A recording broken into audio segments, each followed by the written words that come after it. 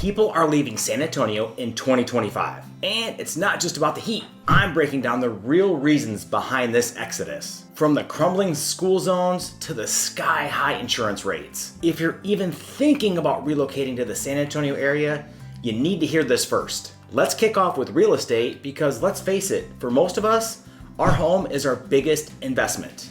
In June of 2025, the median sales price in San Antonio stood firm at just under $300,000, which means that is showing little year-over-year growth. But beneath the surface, the average home value dropped 3.9% over the last year. This stat according to Zillow. We're not talking about a small dip either. San Antonio actually led the nation in the major metro area with a 3.7% drop, which is the sharpest decline anywhere in the United States. And this, of course, is led by the shrinking demand and the larger inventory levels. Think about it. There are 10,700 homes currently on the market at the end of June, which is a staggering 18% jump over this time last year. So what's fueling that influx? Well, for one, the interest rates have crept back up to 6.5 to 7%, which makes those monthly payments that are high to begin with even a tougher pill to swallow. Simultaneously, the new construction is booming. Builders put up over 4,000 new homes in the last quarter alone, which is outpacing the number of new buyers that are looking for those houses, which thus saturates the market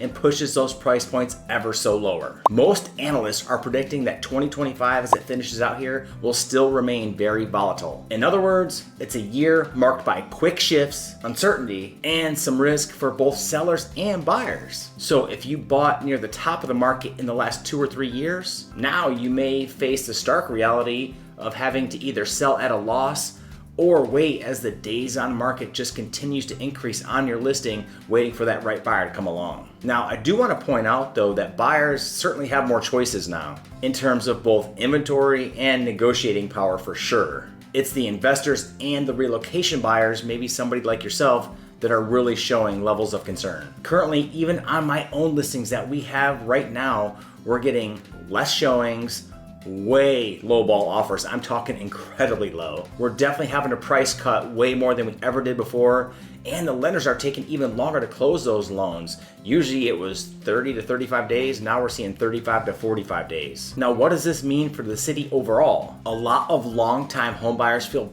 frustrated by the price stagnation. Meanwhile, growing families or retirees hunting for that next adventure, maybe even more tempted by different Texas cities, or maybe even looking at out-of-state options with more stability. I'm not going to sugarcoat it. There is definitely a shift happening here. And sure, San Antonio's affordability is still pretty good if you're looking at other cities like Dallas, Austin, or Houston, but it's definitely less of a can't-lose situation than it was just even several years ago. And now another big conversation driver is the crime rate in the area. And frankly, it's always a top question for both buyers and sellers alike. Very common questions are, am I going to be safe here? And why is our neighborhood going downhill? First, let's address the reality, and then we're going to touch on the perception. Now, the official numbers are going to show you that the crime rate in San Antonio actually dropped last year by just over 6%, which is obviously an encouraging trend moving forward. Violent crimes against people were down 2.4% from the previous year and almost 11% from 2022. Most notably, the city's homicide rate took a dramatic turn this past year, with 127 reported homicides, which is down from 165 reported homicides in 2023. Burglaries and aggravated sex offenses were also down from 2024, roughly about 10%. The San Antonio Police Department attributes some of these improvements to targeted strategies like the Violent Crime Reduction Plan and partnerships with the Anti-Gang Initiative. But not all categories move together.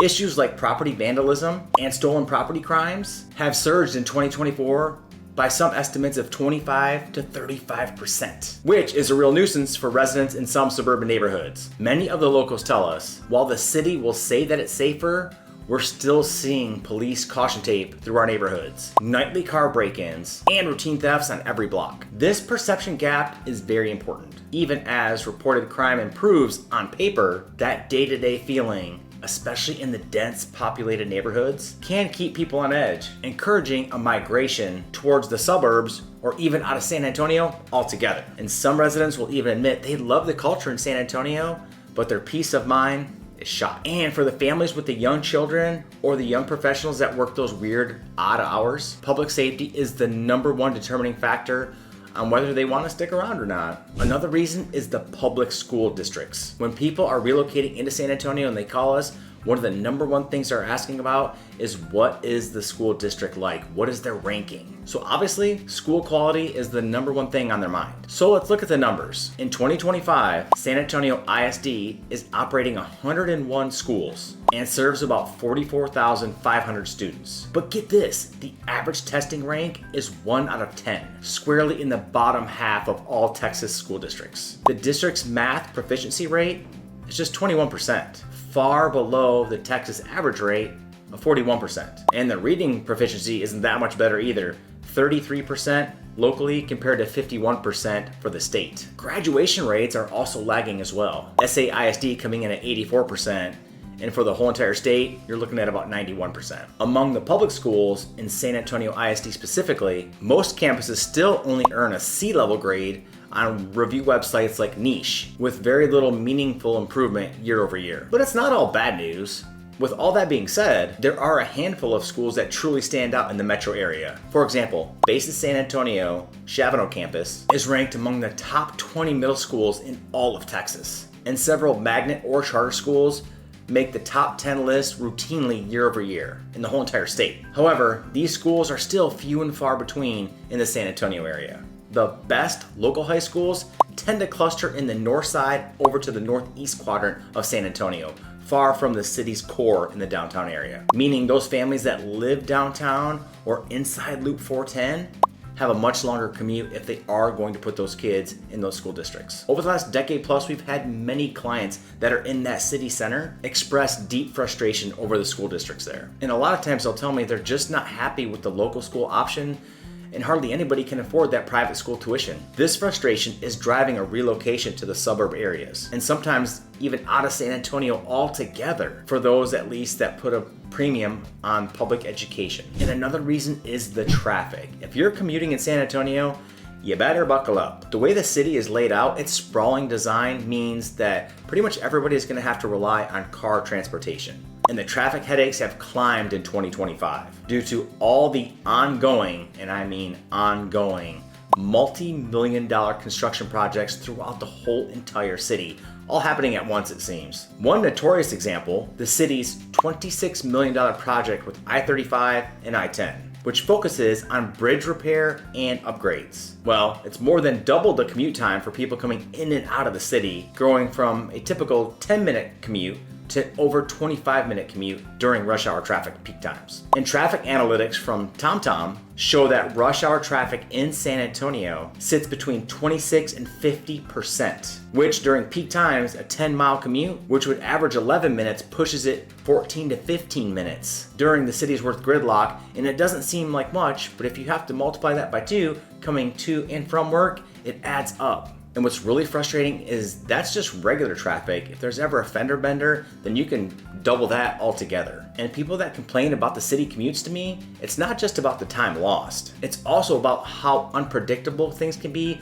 especially if there's an accident, or God forbid there's ever a rain event in the city, which causes traffic jams, missed appointments, and overall just a ton of stress. And while the long-term infrastructure investments aim to solve these problems, delays, cost overruns, and slowdowns are part of everyday life for drivers in the San Antonio area right now. Over the past decade, miles traveled in San Antonio has increased by 14%. And while the Texas A&M Transportation Institute says actual delays have actually dropped by 21% over the last 10 years, the daily grind feels much worse. All this adds up to more families, especially those remote workers, asking, is it even worth the hassle to stay here versus finding a city with better public transportation avenues or just shorter commutes? Now let's talk about the weather, because if the heat, the drought, or the flash flooding haven't made you rethink about if you're going to live in the San Antonio area, then you're tougher than most. 2025 has been a wild weather year for the area. Just recently, over the July 4th weekend, torrential rains fell in the Texas Hill Country and in greater San Antonio.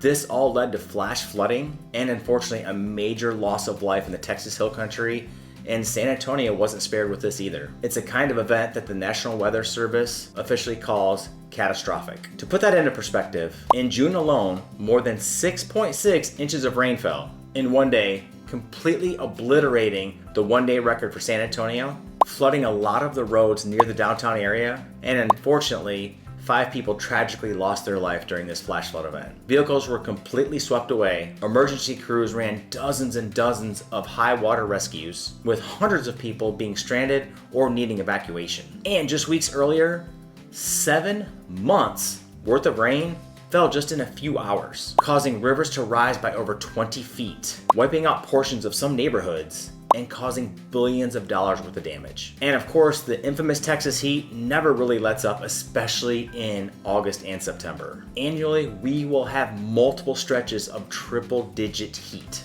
with that stubborn humidity pushing those heat indexes even higher than that, which causes a spike in the heat advisories as well as rolling blackouts. For families that have people with health conditions or even young children, the combination of severe drought, then sudden catastrophic flooding can be completely overwhelming.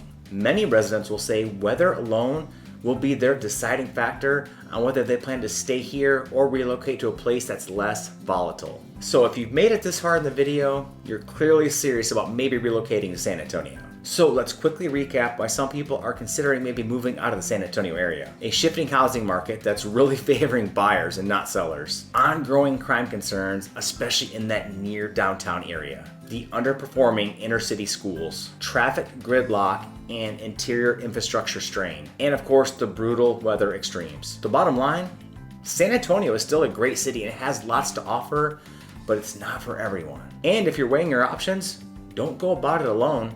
Let's get educated. I work with clients relocating into or out of San Antonio every single week, and I would be happy to walk you through your own personal game plan. No pressure, just real insight so you can make the best decision for you and your family. And I hope you found this video helpful. And if it did, share it with somebody else that may be moving to San Antonio and needs to hear this information. Thanks for watching. Catch you on the next one.